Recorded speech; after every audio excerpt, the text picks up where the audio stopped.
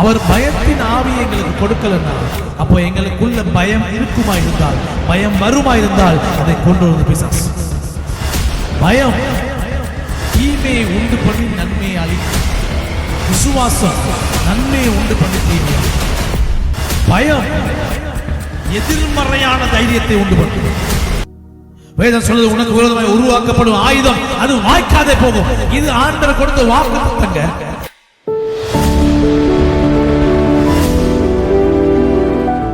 ஹல்லேலூயா. கர்த்தர் நல்லவர். அதிகாரம் என்ற தலைப்பிலே போன வாரம் நாம் பிரசங்கம் கேட்டோம். அதிகாரம். இன்றைக்கு அதிகாரத்தினுடைய 2வது பகுதி நாங்கள் திருப்பிக் கொள்வோம். 2 தீமோத்தி புத்தகம் 1ஆம் அதிகாரம் 7ஆம் வசனம். 2 தீமோத்தி 1ஆம் அதிகாரம் 7ஆம் வசனம். தேவன் நமக்கு பயமுள்ள ஆவியை கொடாமல் பலமும் அன்பும் தெளிந்த புத்தியுமுள்ள ஆவியை கொடுத்திருக்கிறார். தேவன் நமக்கு பயமுள்ள ஆவியை கொடாமல் பலமும் அன்பும் தெளிந்த புத்தியுமுள்ள ஆவியையே கொடுத்திருக்கிறார். என்னத்தை கொடுக்கலையாம்? தேவன் நமக்கு பயமுள்ள ஆவியை கொடுக்கவில்லை. சொல்றது வேதம் சொல்றது, தேவன் நமக்கு ஒரு காரியத்தை கொடுத்திருக்கிறார். என்னத்தை கொடுக்கலையாம்? பயத்தை கொடுக்கலையாம், பயமுள்ள ஆவியை கொடுக்கலையாம். அவர் நமக்கு கொடுத்திருப்பது பலம். பலத்துக்கு இன்னொரு விதமாக நாங்கள் சொல்லலாம் தைரியம். தைரியத்துக்கு இன்னொரு விதமாக சொல்லலாம் விசுவாசம், நம்பிக்கை. ஸோ பலமும் அன்பும் தெளிந்த புத்தியும் உள்ள ஆவியையே அவர் நமக்கு கொடுத்திருக்கிறார். அப்போ பயம் என்பது ஒரு ஆவி. பயம் என்பது ஒரு ஆவி. அந்த ஆவியினுடைய பெயர் பயம். அந்த ஆவியுடைய பெயர் பயம். அதனாலதான் வேதம் சொல்லுது, அவர் நமக்கு பயமுள்ள ஆவியை, பயமுள்ள ஆவியை, பயத்தின் ஆவியை கொடாமல். நம்ம சொல்றோம்ல, பயம், எனக்கு ரொம்ப பயம். சில பேர் சொல்லுவாங்க ரொம்ப பயம் பாஸ்டர், இவங்களுக்கு ரொம்ப பயந்த சுபாவம். உங்களுக்கு தெரியுமா, அது ஒரு சுபாவம் கிடையாது. பயம் என்பது ஒரு சுபாவமோ, பயம் என்பது ஒரு குணாதிசயமோ கிடையாது. அது ஒரு மனுஷனுக்குள்ள இருக்கக்கூடாத ஒன்றுதான் பயம். இருக்கக்கூடாத ஒன்றுதான் பயம். இன்னைக்கு நாம நினைக்கிறோம் ஒருவேளை நம்முடைய பலவீனம் அப்படின்னு யோசிக்கிறோம். ரோமர் புத்தகம் 8ஆம் அதிகாரம் 15ஆம் வசனம். ரோமர் 8:15.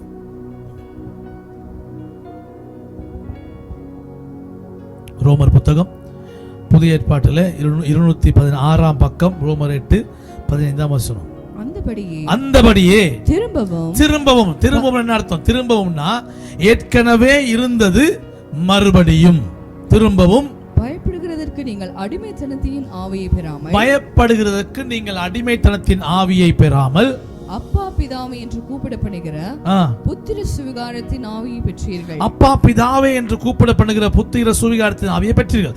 வேதம் சொல்லுது, அந்தபடியே நீங்கள் திரும்பவும் மறுபடியும் திரும்பவும்னா ஏற்கனவே நடந்த ஒரு காரியம் அல்லது ஏற்கனவே இருந்த ஒன்று மறுபடியும் வரும்போதுதான் நம்ம என்ன சொல்லுவோம்? மறுபடி வருது, திரும்ப வருது.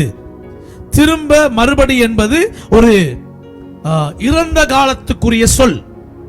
அதாவது வாழ்க்கையிலே நடந்த ஒரு காரியத்தை தான் திரும்பவும் மறுபடியும் என்று சொல்கிறோம். அந்த திரும்பவும் மறுபடியும் என்ற வார்த்தைக்கு பின்பதாக மறைந்திருப்பது ஒரு இறந்த காலம், ஏற்கனவே நடந்த ஒரு சம்பவம். வேதம் சொல்லுது, திரும்பவும் நீங்கள் பயப்படுகிறதற்கு. அப்படின்னா நீங்க ஏற்கனவே பயந்தீங்க, உங்களுக்குள்ள ஏற்கனவே பயம் இருந்தது. நீங்கள் திரும்பவும் பயப்படுகிறதற்கு பயத்தின் ஆவியை பெறாமல். திரும்பவும் மறுபடியும் நீங்கள் பயப்படுகிறதற்கு பயத்தின் ஆவியை பெறாமல். அப்போ நான் ஏற்கனவே பயந்த சுபாவம் உள்ளவனாய் இருந்திருக்கிறேன். புரியும்படியா அந்த சுபாவம் என்ற வார்த்தை நான் பயன்படுத்துகிறேன். நான் பயந்தவனாய் இருந்திருக்கிறேன். எப்போ? இயேசு கிறிஸ்துவை ஏற்றுக்கொள்ள முன்பதாய். நான் பிசாசின் அடிமையாய் இருக்கிற பொழுது நான் அடிமைத்தனத்தின் ஆவியை பெற்றிருக்கிறேன். எப்போ? இயேசு கிறிஸ்துவை ஏற்றுக்கொள்ள முதல். இயேசுவை ஏற்றுக்கொள்ள முன்னாலே எனக்கு பயம் இருந்தது. இயேசுவை ஏற்றுக்கொள்ள முன் நான் அடிமையாய் இருந்தேன். ஆனால் இப்பொழுதோ அப்பா பிதாவே என்று கூப்பிட பண்ணுகிற புத்திர சுவிகாரத்தை நான் பெற்றுக்கிறேன். அப்போ வேதம் சொல்லுது, நீங்கள் திரும்பவும் மறுபடியும் நீ பயப்படுகிறதற்கு அந்த பழைய பயத்தின் ஆவியை நீ பெறவில்லை. அததான் 2 தீமோத்தேயு 1:7 சொல்லுது, நீங்கள் பயத்தின் ஆவியை பெறாமல் அன்பும் பலமும் அன்பும் தெளிந்த புத்தியும் உள்ள ஆவியை பெற்றீர்கள். இந்த 2 வசனமும் ஒன்றோடு ஒன்று தொடர்புள்ளது. அப்ப நீங்க மறுபடியும் பயப்படுறதுக்கு பயத்தின் ஆவியை பெறல. ஆண்டவர் உங்களுக்கு கொடுத்தது பயத்தின் ஆவி அல்ல. தேவன் கொடுக்காத ஒரு காரியம் நம் வாழ்க்கையில வருமானால் அது வருவது பிசாசிடமிருந்து. ஆதாமும் ஏவாளும் ஏதேன் தோட்டத்தில் இருக்கும்போது ஆண்டவர் சொன்னார், இந்த மரத்துல கனியை நீ புசிக்க கூடாது. ஆண்டவர் வந்து ஏவாளுக்கு அந்த கனியை கொடுக்கல. ஆண்டவர் கொடுக்கலனா அது யார் மூலம் வந்தது? சொல்லுங்களேன், யார் வந்தது? பிசாசு மூலமாய். ஆண்டவர் கொடுக்காத ஒன்று உங்க வாழ்க்கையில வருமா இருந்தால் அது எங்க வரும்? பிசாசு வரும். அவர் பயத்தின் ஆவியை எங்களுக்கு கொடுக்கலன்னா அப்போ எங்களுக்குள்ள பயம் இருக்குமா இருந்தால், பயம் வருமா இருந்தால் அதை கொண்டு வருவது பிசாசு. இதனாலதான் நிறைய பேருக்கு வியாதியை குறித்த பயம். நான் அடிக்கடி சொல்லுவேன், சில நேரங்கள்ல ஏதோ கொஞ்சம் ஒரு சின்ன ஒரு பரு மாதிரி வந்தா கூட போதும், சில பேருக்கு உடனே மனசு எங்க போகும் தெரியுமா? கேன்சரா இருக்குமோ பயம். இப்படி பயந்து கேன்சர் வந்தவங்க பல பேர் இருக்கிறாங்க. பைபிள் சொல்லுது, நீ பயப்படும் காரியம் உனக்கு வந்து நேரிடும். நீ பயப்படும் காரணம் பயத்துக்கு வல்லமை உண்டு. ஆக்கவும் முடியும், அழிக்கவும் முடியும். உருவாக்கவும் முடியும், அழிக்கவும் முடியும். விசுவாசத்துக்கு வல்லமை உண்டு. உருவாக்கவும் முடியும், அழிக்கவும் முடியும். பயம் தீமையை உண்டு பண்ணி நன்மையை அளிக்கும். விசுவாசம் நன்மையை உண்டு பண்ணி தீமையை அளிக்கும். புரிஞ்சு போயிடுச்சா? பயம் என்ன செய்யும்? தீமையை தான் உண்டு பண்ணும், நன்மையெல்லாம் இல்லாமக்கிரும். ஆனா விசுவாசம் நன்மையை உண்டு பண்ணும், வாழ்களுக்கு எல்லா தீமையை அழித்து விடும். ஆனா இது ரெண்டுக்குமே வல்லமை உண்டு. இது ரெண்டுக்கும் அந்த பவர் உண்டு. இது ரெண்டுக்குமே அந்த அதிகாரம் அண்ட் அத்தாரிட்டி ரெண்டுக்குமே உண்டு. ரெண்டுக்குமே பயம் வேலை செய்யும். பயத்தினால் மரித்தவர்கள் எத்தனை பேர்? பயத்தினால் வாய்ப்புகளை இழந்தவங்க எத்தனை பேர்? பயத்தினால் வியாதிப்பட்டவங்க எத்தனை பேர்? பயத்தினால் தூக்கு போட்டு செத்தவங்க எத்தனை பேர்? பயம் எதிர்மறையான தைரியத்தை உண்டு பண்ணும். தற்கொலை பண்ணி சாகிறதுக்கு ஒரு தைரியம் வேணும், அதை கொண்டு வருது பயம். இந்த பயம் வருவது பிசாசிடம். சில பேர்லாம் நம்ம சிரிக்கிறதுக்காக சொல்லுவான், அது உண்மைதான். சில நேரங்களில் லைட் இல்லைன்னா பயம், கரண்ட் போயிட்டா பயம். உண்மையா தெரியுமா உங்களுக்கு? பிசாசு ஒரு மனுஷனுடைய வாழ்க்கைக்குள்ளே வரணுமா இருந்தால் அவன் பயன்படுத்துகிற ஆயுதம் தான் பயம். ஒரு மனுஷனை பிசாசு ஒரு நாளும் சும்மா வந்து தாக்க முடியாது. ஒரு மனுஷனுக்குள்ளே ஒரு நாளும் பிசாசு நேரடியாக வந்து அவனுக்குள்ளே ஒரு காரியம் செய்ய முடியாது. அவன் முதலாவது பயன்படுத்தும் ஆயுதம் பயம். அதனால தான் பைபிள்ல பயப்படாதே பயப்படாதே பயப்படாதே பயப்படாதே பயப்படாதே, பழைய ஏற்பாடு முதல் புதிய ஏற்பாடு வரை ஆண்டவர் சொல்றார், பயப்படாதே பயப்படாதே. காரணம், பயம் உனக்குரியதல்ல, அது ஒரு ஆவி, ஸ்பிரிட். அது ஒரு ஆவி. நம்ம சொல்லுவோம் தரித்திரத்தின் ஆவி, வறுமையின் ஆவி, வியாதியின் ஆவி, பிரிவினையின் ஆவி, பலவீனத்தின் ஆவி, பயத்தின் ஆவி, பொய்யின் ஆவி. இதெல்லாம் என்ன ஆவிகள்? அந்தந்த ஆவியுடைய பெயர், அந்த ஒரு ஆவியுடைய பெயர் தரித்திரம். அது வீட்டுக்குள்ள வந்தா வீட்டுல வியாதிப்பட மாட்டாங்க, ஆனா வீட்டுல ஆசீர்வாதம் இல்லாம போயிடும். சில பேர் நல்லா பணம் இருக்கும், எல்லாமே இருக்கும், வியாதிக்குரிய ஆவி வீட்டுக்குள்ள வரும். எல்லாரும் வியாதிப்பட்டிருப்பான், பணத்துல குறைவு இருக்காது, ஆனா சுகம் இருக்காது. சில வீட்டுல சுகமா இருப்பாங்க, நல்ல பணம் எல்லாமே இருக்கும், ஆனா வீட்டுல ஒரு மனம் இருக்காது. காரணம், அது பிரிவினையின் ஆவி. புரியுது? எந்த ஆவி உங்களை தாக்குதோ அந்த ஆவிக்குரிய காரியங்கள் தான் உங்க வாழ்க்கை நடக்கும். பாச பணம் இருக்குது பாச, ஒரு பிரச்சனை இல்லை, ஒரு குறை இல்லை. நல்ல சுகமா இருக்க ஒரு குறை இல்லை. அப்ப என்னத்தான் உங்க குறை அப்படின்னா வீட்டில் சமாதானம் இல்லை பாஸ்டர் அப்படின்னு சொல்லுவாங்க சில பேர். காரணம் ஏன் தெரியுமா? அது ஒரு பிரிவினையின் ஆவி. அந்த ஆவி வந்து வீட்டில் அப்படி ஒரு சுத்திட்டு போகும். அது போற போக்கில் எல்லாம் போயிடும். சில தரித்திரத்தின் ஆவி வரும் வீட்டுக்குள்ளே. அந்த தரித்திரத்தின் ஆவி ஒரு வீட்டுக்குள்ளே வந்தால் அந்த வீட்டில் இருக்கிற ஆசீர்வாதத்தை எல்லாம் திருடும். இது ஒரு ஆவி. உங்களுக்கு மாம்சத்தோடும் இரத்தத்தோடும் அல்ல போராட்டம். இந்த பிரபஞ்சத்தில் அந்தகார லோகாதிபதிகளோடு, அதிகாரங்களோடும் இப்பிரபஞ்சத்தின் அந்தகார லோகாதிபதிகளோடும் பொல்லாத ஆவிகளின் சேனைகளோடும் நமக்கு போராட்டம் உண்டு. போராட்டம், யுத்தம்.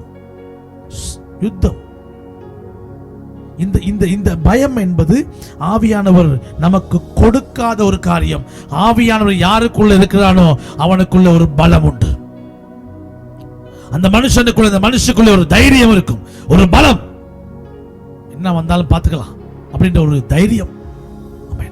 எல்லாம் எனக்கு நன்மைக்கு ஏதுவாக நடக்கும் என்ற தைரியம், என் வாழ்க்கையில தீமை வர முடியாது என்ற தைரியம், அந்த விசுவாசம்.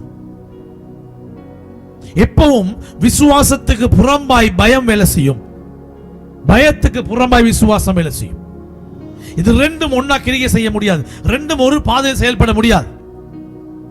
எங்கெல்லாம் விசுவாசம் கிரியை செய்தோ அங்கெல்லாம் பயம் கிரியை செய்ய முடியாது.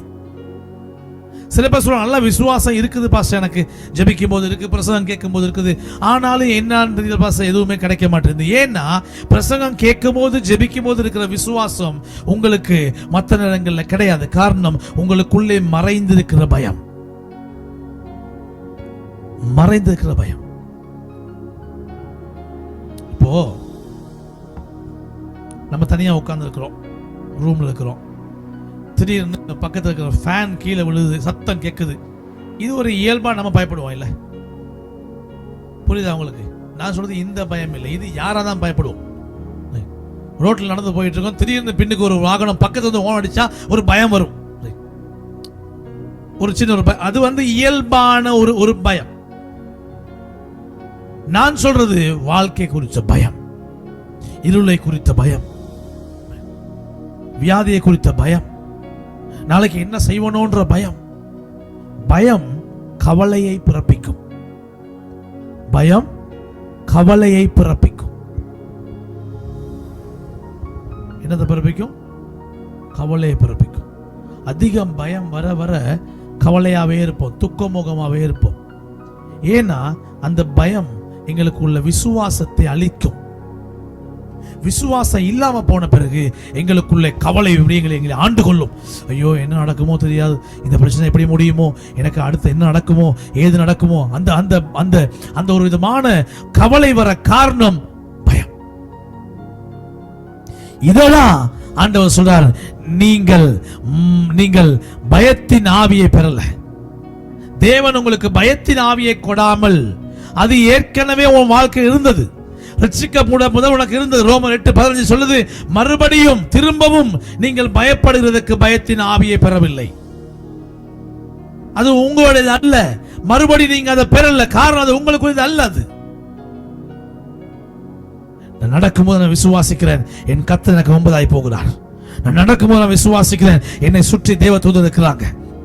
ஒரு வீட்டில் ஒரு பெரிய வீட்டில் தனியா விட்டுட்டு போனாலும் நான் சந்தோஷமா நிம்மதியா இருக்கிறேன். காரணம், எல்லா இடத்திலும் தூதல் அசைவாடி கொண்டிருப்பாங்க, எல்லா இடத்திலும் தேவ மகிமை இருக்கும். என் வீடெல்லாம் தேவ மகிமை நிரம்பி இருக்கும். அங்க சேர் விழுதா தான் எனக்கு என்ன, கடல் கொந்திச்சா தான் எனக்கு என்ன நடந்ததா எனக்கு என்ன, என்னோடு இருக்கிறவர் சர்வ வல்லமை உள்ளவர். ஹல்லேலூயா. ஒரு தடவை நானும் என்னுடைய ஒரு நண்பன் 2 பேரும் சேர்ந்து நாங்கள் போயிருந்தோம் புத்தளம் போய் அன்று இரவு அங்கே ஒரு வீட்டில் தான் நாங்கள் தங்குறோம். அது ஒரு பேய் வீடு. அந்த வீட்டில் கொண்டு போய் நம்மளை தங்க வச்சுட்டாங்க. நாங்கள் நைட் படுத்திருந்தா கிச்சனில் சாமானெல்லாம் திடீர்னு ஒருக்கா சத்தம் கேட்டது. கிச்சனில் சாமானெல்லாம் பிறண்டு உழுத சத்தம். நான் உண்மையாக நினச்சேன், ஐயோ இந்த சாமான வச்சுக்க ரெக்கதும் கீழே விழுந்திருக்குமா இருக்கும். நான் ஓடி போய் லைட்டை போட்டு பார்த்தா எல்லாமே அப்படியே இருக்குது. ஒரு சின்ன டம்ளர் கூட கீழே விழுந்தில்லை. என்னடா அது ஒன்றுமே விழுந்துல சத்தம் கிடைச்சி சொல்லி நான் போய் படுத்துட்டேன். இன்னும் கொஞ்ச நேரத்துக்கு அப்புறம் பார்த்தா யாரோ கதவு தட்டுற மாதிரி ஒரு சத்தம். நான் ஃப்ரெண்டுக்கு சொன்னேன், யாரோ கூப்பிட்றாங்க போல, கொஞ்சம் போய் பாரு, தூக்கமாக வருது. அப்போ அவன் போய் பார்த்தா ஒருத்தரையுமே காணாம், ஒருத்தருமே இல்லை. ஆனால் அது கிச்சனில் சத்தம் கிடைச்சி யாரையும் காணல, இங்கே கிடைச்சி. அப்போ தான் நமக்கு புரிஞ்சு இது மனுஷன் கிடையாது, இது ஏதோ ஒரு ஆவி. நாங்கள் 2 பேரும் சேர்ந்து யோசித்தோம், நீ என்னமாவது பண்ணு, எங்களுக்கு தூக்கம் வருது.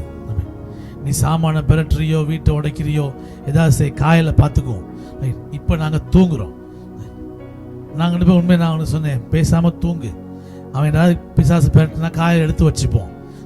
உண்மை அங்கே நிறைய சத்தம், ஏதாவது ஓடுற மாதிரி இருக்கு, அப்படிலாம் இருக்குது. நிம்மதியாக தூங்கி காயிலையும் பார்த்தா எல்லா சாமானும் அப்படியே தான் இருக்குது, ஒன்றுமே விழுந்து. அதை பார்த்து விடிய உட்கார்ந்துருந்தா நாங்கள் தூங்கியிருக்கவே முடியாது.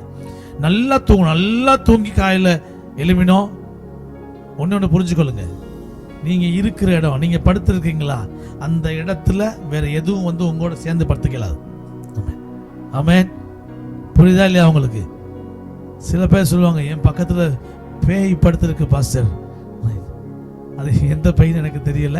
நான் சொல்றது உங்க எல்லைக்குள்ள, உங்களோட வீட்டுக்குள்ள, நீங்க இருக்கிற இடத்துல உங்களுடைய அனுமதி இல்லாமல், நல்லா புரிஞ்சுக்கொள்ளுங்க, அனுமதி இல்லாமல் எந்த பிசாசு சொல்ல முடியாது. காரணம், அந்த அதிகாரத்தை கர்த்தர் உனக்கு கொடுத்துட்டார். அல்லேலூயா. அந்த அதிகாரத்தை ஆண்டு கொடுத்துட்டு நல்ல ஞாபகம் வைத்துக் கொள்ளுங்க. கர்த்தர் கொடுத்த ஒரு நாள் அந்த நாளை நன்மையாக்குவதும் தீமையாக்குவதும் அதிகாரம் உங்களிடத்திலே உண்டு. அதிகாரம் உங்களிடத்திலே உண்டு. நீங்க பேசுகிற ஒவ்வொரு வார்த்தையும் அது ஒரு கல்லை போல, ஒரு கல். நீங்க பேசுற ஒவ்வொரு வார்த்தையும் ஒரு கல்லாய் கட்டி கட்டி கட்டி ஒரு மதிலை உருவாக்கும். நீங்க தீமையா பேசும்போது தீமையான மதிலை கட்டுவீங்க, நன்மையை பேசும்போது நன்மையான மதிலை கட்டுவீங்க. நீங்க காலையில எழுந்த உடனே என்னத்தை அறிக்கைறீங்களோ அதுதான் அந்த நாள் முழுவதும் கிரியை செய்ய ஆரம்பிக்கும். காரணம், தேவ தூதர்கள் எல்லாம் நம்முடைய வார்த்தையை கவனமாய் கேட்பார்கள். நீங்க என்னத்தை அறிக்கைறீங்களோ அதை தான் இன்னைக்கு அவங்க செய்ய ஸ்டார்ட் பண்ணுவாங்க. என்ன நாளோ தெரியாது இன்னைக்கு, அப்படி ஆரம்பிச்சீங்கன்னா அந்த நாள் முடியும் வரைக்கும் என்ன நாள்னே உங்களுக்கு தெரியாது. அப்படிதான் இருப்பீங்க. காரணம், நீங்க ஆரம்பிச்சதே அப்படி.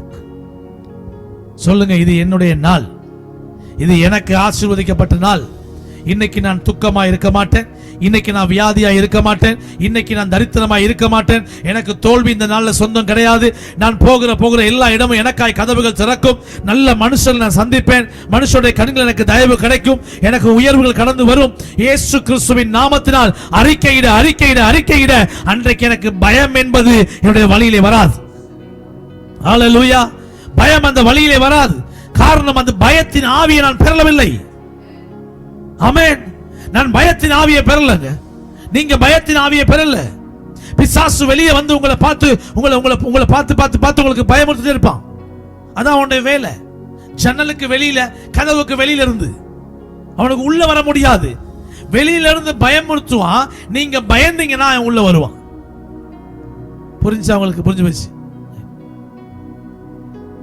ஜன்னலுக்கு வெளியில இருந்து பயமுறுத்துவான். நீங்க அவனை பார்த்து போடா பொறுத்தது அப்படின்னு நான் பேசாம இருந்துருவான். நீங்க அவனை பார்த்து பயந்தீங்கன்னு வைங்களேன், அழகா உள்ள வந்துடுவான். காரணம், பயம் அவனுக்குரியது. அது உங்களுக்குள்ள வரும் வரைக்கும் அவன் போராடுவான். அது உங்களுக்குள்ள வந்தோன்னே உள்ள வந்துடுவான். அல்லேலூயா, அல்லேலூயா. சரிங்க. நான் இந்த கூட்டங்கள், சுவிசேஷ கூட்டங்கள் போகும்போது, சபைகளுக்கு போகும்போது, சில பேருக்கு பேய் வரட்டும் போது, சில ஆவிகளை நான் பார்த்துருக்கிறேன்.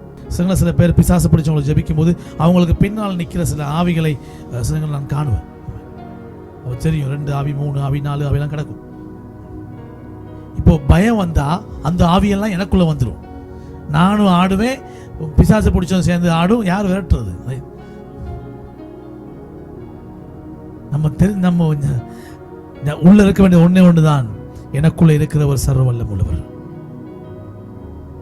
இந்த தைரியம் இருக்க பாருங்க, இந்த மன தைரியம். இது சில பேருக்கு குணாதிசயம். சில பேர் இயல்பாவே மன தைரியமா இருப்பாங்க, ரொம்ப ஸ்ட்ராங். அது அவங்க வளர்ந்த விதம், அவங்க முகம் கொடுத்ததான காரியங்கள்னால அவங்க ரொம்ப ஸ்ட்ராங். சில பேர் சும்மாவே பயந்த, எதுக்கு எடுத்தாலும் பயம். அது சும்மா இல்லைங்க, அது அவங்க வாழ்க்கையில முகம் கொடுத்த காரியங்கள், வாழ்க்கையில அனுபவிச்ச காரியங்கள், நடந்த சம்பவங்கள் பயத்தை உண்டு பண்ணி வச்சிருக்கும். அந்த பயத்தை உண்டு பண்ணது பிசாசு. சின்ன வயசுல இருந்து சில பேருக்குலாம் சின்ன வயசுல இருந்து அந்த பயத்தை அவன் ஊட்டி ஊட்டி ஊட்டி வளர்த்திருப்பான். சின்ன வயசுல சில சொல்லுவாங்க, சின்ன வயசுல இருந்தே எனக்கு பயம் பாஸ்டர். சின்ன வயசுல இருந்தே பிசாசு அவனுக்கு பயத்தை காண்பித்து அடிமைத்தனமாய் வைத்திருக்க. ரோமர் 8:15 மறுபடியும் நீங்கள் பயப்படுறதுக்கு பயத்தின் நீங்கள் அடிமைத்தனத்தின் ஆவியை பெறவில்லை. ஆனா பிசாசு என்ன பண்றான்? கிறிஸ்தவன் தான், ரட்சிக்கப்பட்டவன் தான். ஆனா சின்ன வயசுல இருந்தே அவனுக்குள்ள பயத்தை ஊட்டி ஊட்டி ஊட்டி ஊட்டி வளர்த்து அவனை தன்னுடைய கட்டுப்பாட்டுக்குள்ளே அடிமையில வைத்திருப்பான். ரட்சிக்கப்பட்ட பிறகும் அந்த பயம் அவனுக்குள்ளதான் இருக்குது. காரணம் ஏன்? அவன் அதுக்கு பழகிட்டான். பரிசுத்த ஆவி உள்ள வந்த பிறகும் பயம் எப்படி இருக்க முடியும்? அதுக்கு பழகிட்டான். எந்த நேரமும் நல்லா யோசிப்பாங்க. 2 பேர் சேர்ந்து போறீங்க எங்கேயாவது, இருட்டில் நடந்தாலும் பயப்பட மாட்டீங்க, ஒரு வெளிச்சம் இல்லாலும் பயப்பட மாட்டீங்க. ஏன்னா உங்களுக்கு பக்கத்துல துணை இருக்குன்னு தெரியும். நல்லா யோசிங்க. கண்களுக்கு காணாத தேவன் எங்களோடு கூட, கண்களுக்கு காணாத தூதர்கள் எங்களோட எத்தனையோ பேர். இந்த விசுவாசம் உங்களுக்குள்ள உண்டா இருக்குன்னா பயப்பட மாட்டீங்க. அல்லேலூயா. எந்த அதிகாரி முன்னால போய் நின்றாலும் உங்களுக்கு தெரியும், அந்த அதிகாரிகள் கண்களில் எனக்கு தயவு உண்டாகும், அந்த அதிகாரிகள் கண்களில் எனக்கு இரக்கம் கிடைக்கும். யாருக்கு தயவு கிடைச்சோ இல்லையோ, எனக்கு இரக்கம் தயவு கிடைக்கும். அந்த விசுவாசம் வரும் உங்களுக்கு. அல்லேலூயா, அல்லேலூயா, அல்லேலூயா. கர்த்தர் உங்களுக்கு நன்மையை உண்டு பண்ணுவார். அவர் நன்மையை மாத்திரமே உண்டு பண்ணுவார். பயம் பிசாசுக்குரியது. அது ஒரு இயல்பான காரியம் அல்ல, அது பிசாசுக்குரியது. நாங்க இப்ப ஜெபிக்க போறோம். இந்த பயத்தின் ஆவிகள் உங்கள் வாழ்க்கையை விட்டு வெளியே போகும்படியா. யார் யாருக்கெல்லாம் இந்த பயந்த சுபாவம்னு சொல்றீங்க, பயந்த சுபாவம், அது சுபாவம் அல்ல, அது அடிமைத்தனத்தின் ஆவி. அந்த ஆவி இயேசுவின் நாமத்தினால் உங்களுடைய பிள்ளைகளை விட்டு, உங்களுடைய மனையை விட்டு, கணவனை விட்டு, உங்க வீட்டை விட்டு வெளியில போகணும். உங்க வீட்டுல வேற எந்த ஆவியும் அசைவாட இடம் கிடையாது. ஒரு நாளும் கிடையாது. சில பேருக்குள்ள பயம், சில பேருக்குள்ள பிசாசு வர காரணம் அவங்களுக்கு வாழ்க்கை குறித்து வர்ற பயம். பிசாசு சில பேரை தாக்குறதுக்கு காரணம் அவங்க வாழ்க்கை குறித்து அவங்க வர்ற பயம். இந்த பயம்தான் அவனுடைய ஆயுதம். இந்த பயம்தாங்க ஆயுதம். இந்த பயத்தை காட்டி தான் சில பேரை பிடிச்சு வச்சிருப்பாங்க. இன்னைக்கு நீங்க கடிந்து கொள்ள போறீங்க இந்த பயத்தின் ஆவி. இந்த பயத்தின் ஆவி எனக்கு சொந்தம் இல்லை. நான் பயத்தின் ஆவியை பெறவில்லை. நான் பலமும் அன்பும் தெளிந்த புத்தி உள்ள ஆவியை நான் பெற்றுக்கிறேன். பயம் எனக்கு சொந்தம் கிடையாது. நான் திரும்பவும் பயப்படுறதுக்கு அடிமைத்தனத்தின் ஆவி நான் பெறவில்லை. அப்பா பிதாவே என்று கூப்பிடப்படுகிற புத்திர சுவிகாரத்தின் ஆவி நான் பெற்றுக்கொண்டேன். எனக்குள்ளே பயம் இல்லை. எனக்கு பயம் சொந்தம் இல்லை. நான் பயப்படுறதுக்கு பயத்தின் ஆவியை பெறல. நான் எந்த மனுஷனுக்கு முன்னால் போய் நின்றாலும் எல்லா மனுஷர் கண்களில் எனக்கு தயவு உண்டாகும், எனக்கு இரக்கம் உண்டாகும். அது எந்த அதிகாரியா இருந்தாலும் எல்லா அதிகாரிகள் கண்களில் எனக்கு தயவு கிடைக்கும், எனக்கு இரக்கம் உண்டாகும். எனக்கு விரோதமாய் எதிர்த்து நிற்பவன் யார்? கர்த்தரின் பட்சத்தில் இருக்கும் பொழுது எனக்கு விரோதமாய் நிற்பவன் யார்? அல்லேலூயா. தைரியமா இருங்க, தைரியமா பேசுங்க, பயத்தை தூக்கி போடுங்க. பயம் உங்களுக்குள்ளே ஒரு தாழ்வு மனப்பான்மை உண்டு பண்ணும். தாழ்மை வேற, தாழ்வு மனப்பான்மை. தாழ்வு மனப்பான்மை என்பது ஒரு அடிமையான ஒரு சிந்தனை. ஐயோ எனக்கு முடியாது, எனக்கெல்லாம் எங்க செய்ய போகுது, எனக்கெல்லாம் எங்க வாய்க்க போகுது, எனக்கு எங்க இப்படியே தான் என் வாழ்க்கை, இதே தான். இது ஒரு தாழ்வு மனப்பான்மை. பயம் தாழ்வு மனப்பான்மையை உண்டு பண்ணும். ஸ்ட்ராங்கா இருங்க, போல்டா இருங்க, அதிகாரமா பேசுங்க, தைரியமா முகம் கொடுங்க. பிரச்சனையை பார்த்து பயப்படாதீங்க. வேதம் சொல்லுது, கர்த்தரின் பட்சத்தில் இருக்கும்போது எனக்கு விரோதமாய் நிற்பவன் யார்? எந்த பிரச்சனை வந்து நிற்க முடியும்? எது வந்தா ஃபேஸ் பண்ணுங்க, விசுவாசமா ஃபேஸ் பண்ணுங்க. விசுவாசமாய் அவர் என்னோடு, எந்த மனுஷனும் எனக்கு விரோதமாய் ஒன்றும் செய்ய முடியாது. எந்த அதிகாரிகளும் எனக்கு விரோதமாய் ஒன்றும் செய்ய முடியாது. யாரா இருந்தாலும், என் பக்கத்து வீட்டுக்காரனும் முன் வீட்டுக்காரனும் சொந்தக்காரனும் யாரும் எனக்கு விரோதமாய் ஒன்றும் வாய்க்காது, எனக்கு விரோதமாய் எதுவும் வாய்க்காது. நான் தொழில் செய்கிற இடத்துல இருக்கவங்க எனக்கு விரோதமாய் என்ன செய்தாலும் அது எதுவும் எனக்கு வாய்க்காது, எனக்கு வாய்க்காது. ஒரு வழியாய் எனக்கு விரோதமாய் சத்துரு வந்தால் அவன் 7 வழியிலே ஓடுவான். 7 வழியாய் 7 வழியாய் 7 வழியாய். யாருக்கோ ஆண்டவர் பேசுறார். உன் வாழ்க்கையிலே உனக்கு வந்த அந்த சத்துருக்கள் இந்த நாட்கள் அவர்கள் 7 வழியாய் ஓடுற நாட்கள், 7 வழியாய் ஓடுற நாட்கள். லெப்ரஹந்தோலோ சேகா மாரியாந்தோ லெப்ராந்தோலோ சேரி அந்தரதலமணியாந்தே அன்று வாக்கு பண்ணிக்கிறார். இது ஆண்டவர் கொடுத்த வாக்குத்தத்தம். உனக்கு விரோதமாய் ஒரு வழியாய் வந்த அவன் 7 வழியா ஓடி போவான். உள்ள வர்றதுக்கு அவன் பயன்படுத்தினது ஒரு வழி, ஆண்டவர் கொடுக்கும் போது அவன் ஓடுறது 7 வழி. ஹல்லேலூயா. உங்களுக்கு விரோதமா எதிர்த்து நிற்க ஒரு நாள் முடியாது. ஆண்டவர் சொல்றார், உனக்கு விரோதமான சூனியமும் இல்லை, மந்திரமும் இல்லை, உனக்கு விரோதமான குறி சொல்லுதலும் இல்லை. ஆமென். ஹல்லேலூயா. அது உன் வாசற்படியை தாண்டி உள்ளே வருவது கிடையாது.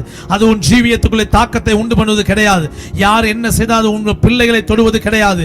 அது உங்களுக்குள்ள எந்த ஒரு மாற்றத்தையோ எந்த ஒரு எதிர்ப்பையோ தாக்கத்தையோ உண்டு பண்ண அதிகாரம் கிடையாது. அந்த பயம் உங்களுக்கு தேவையே இல்லை. வேதம் சொல்லுது, உனக்கு விரோதமாய் உருவாக்கப்படும் ஆயுதம் அது வாய்க்காதே போகும். இது ஆண்டவர் கொடுத்த வாக்கு தத்தங்க. ஆண்டவர் உங்களுக்கு எனக்கும் ப்ராமிஸ் பண்ணியிருக்கிறார், வாக்கு பண்ணியிருக்கிறார். உனக்கு விரோதமாய் எந்த காரியங்கள் செய்தாலும் எந்த ஒரு ஆயுதமும் வாய்க்காது. இப்ப நான் என்ன பண்றேன், ஆண்டவரே எனக்கு சூனியம் படாதபடி என்னை பாதுகாத்துக் கொள்ளுங்க ஆண்டவரே. ஆண்டவர் பாப்பாரு, உனக்கு எத்தனையோ வருஷத்துக்கு முதல் நீ பிறக்க முன்னுக்கே நான் வாக்கு பண்ணிட்டேன், உனக்கு ஒன்றும் பல போறது கிடையாது. நீ பூமிக்கு வர முதலே நான் வாக்கு வச்சிருக்கிறேன். உனக்கு உருவாக்கப்படுற ஆயுதங்கள் எல்லாம் வாய்க்காதே போ. எல்லாம் எல்லாம் எல்லாம் ஹல்லேலூயா, எதுவும் வாய்க்காது. அவ்வளவு நல்ல ஆண்டவங்க நம்மோடு இருக்கிறார். அவ்வளவு நல்ல கர்த்தர் நம்மோடு இருக்கிறார். மனுஷர் கண்களில் தயவுக்குரிய காலம் இந்த காலம். மனுஷருடைய கண்களில் உங்களுக்கு தயவு கிடைக்கிற காலம். அநேகமாய் மனுஷர் தயவு. வேதம் சொல்லுது, இயேசு கிறிஸ்து தேவனுடைய கிருபையிலும் ஞானத்திலும் மனுஷர் தயவிலும் அதிகமாய் விருத்தி அடைந்தார் சொல்லி பைபிளில் போட்டிருக்குது. இயேசு கிறிஸ்து பிறந்து வளரும் பொழுது தேவ கிருபையில வளர்ந்தார், ஞானத்தில் வளர்ந்தார், மனுஷருடைய தயவு பெறுகிறது. இந்த ஜெபத்தில் இருக்கவங்க எத்தனை விசுவாசிக்கிறீங்களோ பெற்றுக்கொள்ளுங்க. இது உங்களுக்கு தேவ கிருபையும் மனுஷர் தயவும் அதிகமாய் பெறுகிற காலம். யாரெல்லாம் உங்களை பார்த்து உங்களுக்கு இரக்கம் காட்டாம இருந்தாங்களோ அவங்கள்ட்ட தான் உங்களுக்கு வாய்ப்புகள் வரும். அப்படியாப்பட்டவங்கள்ட்ட உங்களுக்கு வாய்ப்புகள் வரும். இந்த இயேசுவின் நாமத்தினால் நான் அறிக்கையிடுறேன், மனுஷர் தயவு இந்த நாட்களில் உங்களுக்கு அதிகமாக கிடைக்கும். அதிகமாய். சில பேர் இருதயம்லாம் சும்மா கல்லா இருந்திருக்கும்ல, உங்க ஆஃபீஸில் உங்க பிஸ்னஸ் இடத்துல நீங்க போய் ஒரு எக்ஸ்கியூஸ் கேட்டால் கூட சூப்பர்வைசரோ மேனேஜரோ பாஸாக இருக்கட்டும், உங்களை பார்த்தாலே எரிஞ்சு விழுந்து கடுக்கடுன்னு இருந்திருப்பாங்கல்ல மனுஷர். அவங்க எல்லா கண்களில் உங்களுக்கு தயவு கிடைக்கும். நீங்களே ஆச்சரியப்படுவீங்க. அந்த ஆள் இந்த ஆள்னு யோசிப்பீங்க. அந்த அளவுக்கு ஒரு மாற்றத்தை கர்த்தர் உண்டு பண்ணி மனுஷர் தயவு அதிகமாக இந்த நாட்களை பெற்றுக்கொள்வீங்க. மனுஷர் தயவை அதிகமாக பெற்றுக்கொள்வீங்க. உங்களுடைய குடும்பத்துக்குள்ள மனுஷர் தயவை பெற்றுக்கொள்வீங்க. ஒருவேளை உங்களுடைய சொந்தங்கள், உங்களுக்கு உதவ இருந்த நபர்கள் ஏதோ ஒரு காரணத்தில் இருதயம் கடினப்பட்டு போயிருக்கலாம். ஆனா இந்த காலம், இந்த நாட்கள் மனுஷ தயவு பெறுகிற நாட்கள். அநேக உதவி கரங்கள் நீட்டப்படுற நாட்கள், அநேக கதவுகள் திறக்கப்படுற நாட்கள். இது மனுஷ தயவுக்குரிய காலம். ஹல்லேலூயா. மனுஷ தயவுக்குரிய காலம். இந்த கிட்ட ஒரு 1.5 மாச காலம், ஆகஸ்ட் முடியும் வரைக்கும் நீங்க அதை காண்பீங்க. இந்த ஆகஸ்ட் முடியும் வரைக்கும் அநேகமாக நீங்க காண்பீங்க மனுஷர் தயவு. சாட்சி வரும்பொழுது எனக்கு அனுப்பி வைங்க. மனுஷர் தயவு. ப்ரமோஷன் எதிர்பார்த்தவங்க, உங்க ப்ரமோஷனுக்கு எகெயின்ஸ்டா நீங்க வேலை செய்யற இடத்துல யாராவது இருக்காங்களா, அவங்க மூலமா தான் உங்களுக்கு ப்ரமோஷன் வரும். அவங்க மூலமாய் தான் உங்களுக்கான ப்ரமோஷன் வரும். காரணம், கர்த்தர் மனுஷர் கண்களில் தயவை உண்டு பண்ணியிருக்கிறார். பயப்படாதீங்க, பயம் உங்களுக்குரியதல்ல. தைரியமா இருங்க. இயேசு சொல்றார் சீசர்களுக்கு, உங்களை கொண்டு போய் நியாயசாஸ்திரத்துக்கு முன்பாக நிறுத்துவாங்க, கோர்ட்ஸ்ல கொண்டு போய் நிறுத்துவாங்க. அப்போ அவர்களுக்கு என்ன மறுஉத்தரவு சொல்வோம் என்று பயப்படாதிருங்கள், பரிசுத்த ஆவியானவர் உங்களுக்குள்ள இருந்து பேசுவார். இயேசு சொல்றார், உன்னை பிடிச்சிட்டு போய் ஊழியம் செய்யறதுனால, சுவிசேஷம் சொல்றதுனால உன்னை பிடிச்சிட்டு போய் அதிகாரிகளுக்கு முன்பதாய் கோர்ட்ஸ்ல போய் நிறுத்துவாங்க. அப்போ அங்க இருந்து ஐயோ நான் என்ன சொல்றது, என்ன தூக்கி உள்ள போட்டுருவாங்களோ, என் வாழ்க்கை முழுவதும் ஜெயிலில் இருந்துருவனோ, நீ பயப்படாத. காரணம் நீ என்ன பேசணுன்றத ஆவியா உனக்குள்ள இருந்து பேசுவார். பயப்படாதே. அல்லேலூயா. ஆண்டவர் சொன்ன காரியம், நீ பயப்படாதே. பயத்தின் ஆவியை நான் கொடுக்கவில்லை. அதிகாரம் உடையவர்களாய் இருங்க. அதிகாரம் கர்த்தர் உங்களுக்கு கொடுத்துட்டார். ஆமென். விசுவாசமா இருங்க. ஆமென். சந்தோஷமா இருங்க, தைரியமா இருங்க, ஸ்ட்ராங்கா இருங்க, போல்டா இருங்க. பயப்படாதீங்க. உங்களுக்கு விரோதமாக உருவாக்கப்படுற ஆயுதங்கள் வாய்க்காது, வாய்க்காது, வாய்க்கவே வாய்க்காது. மனுஷனுடைய கண்களில் உங்களுக்கு அதிகமாக தயவு கிடைக்கிற நாட்கள் இந்த நாட்கள். தேவ கிருபை அதிகமாய் பெறும். எந்த அதிகாரியா இருந்தாலும் யாரு முன்னாலையும் பயப்படாதீங்க. உங்களுக்கு முன்னால் இருக்கிற ஒரு பெரியவர். கர்த்தர் ஆசீர்வதிப்பார். God bless you. Jesus Delivers Ministries. Feel the presence of God.